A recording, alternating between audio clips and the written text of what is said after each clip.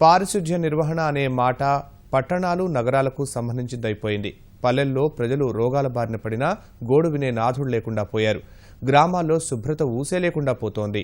విజయనగరం జిల్లాలోని ఏ గ్రామంలో చూసినా చెత్తా చెదారం, మురికి కూపాలే దర్శనమిస్తున్నాయి. కేంద్ర రాష్ట్ర ప్రభుత్వాలు ప్రతిష్టాత్మకంగా పిలుపునిచ్చిన స్వచ్ఛత కార్యక్రమాలు ఆ గ్రామాల్లో మచ్చుకైనా కానరావడం లేదు. విజయనగరం జిల్లాలోని గ్రామీణ ప్రాంతాల్లో పారిశుద్ధ్య నిర్వహణ అధ్వాన్నంగా మారింది. పంచాయతీ పాలన పడకేసింది. పాలక వర్గాలు నామమాత్రంగా మారాయి. మురికి కాలువలు లేక, పారిశుద్ధ్య సిబ్బంది కానరాక రోడ్లే డంపింగ్ యార్డులుగా మారిపోయాయి. చినుకు పడితే గ్రామాలు చిత్తడే. దోమలు, ఈగలతో ప్రజలు రోగాల బారిన పడుతున్నా అటువైపు చూసే అధికారి, ప్రజాప్రతినిధి లేడు. జిల్లాలోని 34 మండలాల పరిధిలో 950 గ్రామాలు ఉంటే అందులో 10 గ్రామాల్లో కూడా పారిశుద్ధ్య నిర్వహణ లేదు. ఫలితంగా విషజ్వరాలు విజృంభించి పల్లెల్లో పరిస్థితి దయనీయంగా తయారైంది. విజయనగరం జిల్లాలోని చీపురుపల్లి, గంట్యాడ, పార్వతీపురం, గుమ్మలక్ష్మీపురం, కురుపాం, మరుపల్లిలో పరిస్థితి మరీ దారుణంగా తయారైంది. జ్వరాల బారిన పడి ప్రజలు నరకయాతన అనుభవిస్తున్నారు. ఎన్ని ఇబ్బందులు ఎదురవుతున్నా అటువైపు ఎవరూ చూడటం లేదు. శానిటేషన్కి మెయిన్ కాలువస్ రెక్టిఫై చేయాలండి.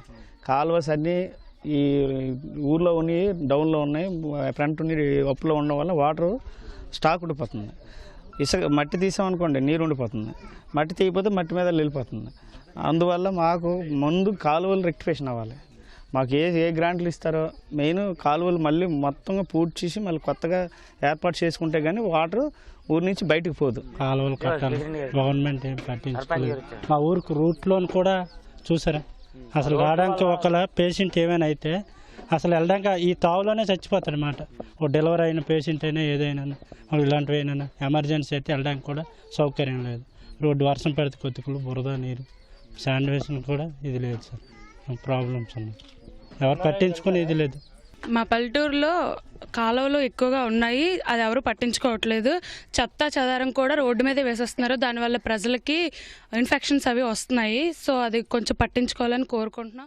గ్రామ పంచాయతీలకు ఆదాయం లేదనే కారణంతో సిబ్బందిని నియమించకుండా అధికారులు ప్రజల ప్రాణాలతో చెలగాటమాడుతున్నారు. జిల్లాలో 920 గ్రామ పంచాయతీల్లో 7-8 పంచాయతీల్లో మాత్రమే 60 మంది శాశ్వత శానిటేషన్ సిబ్బంది ఉన్నారు. మిగతా చోట్ల ఎన్ఎంఆర్ఎల్ పద్ధతిలో కానీ కాంట్రాక్ట్ పద్ధతిలో కానీ నియమించుకోవడం జరుగుతుంది.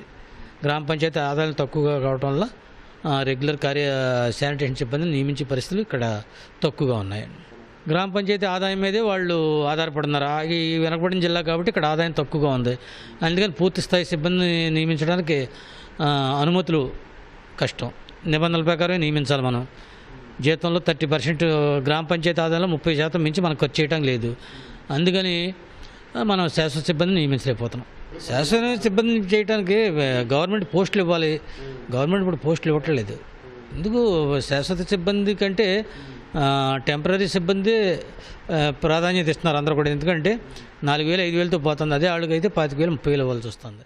పట్టణాలు, నగరాల్లోని పాలక సంస్థలు పన్నులు, అద్దెల ద్వారా భారీ ఆదాయం సమకూర్చుకుంటాయి. పల్లెల్లో ఆ అవకాశం తక్కువే. అదే కారణంతో పారిశుధ్యాన్ని నిర్లక్ష్యం చేయడం తగదని గ్రామీణ ప్రజలు ఆవేదన వ్యక్తం చేస్తున్నారు.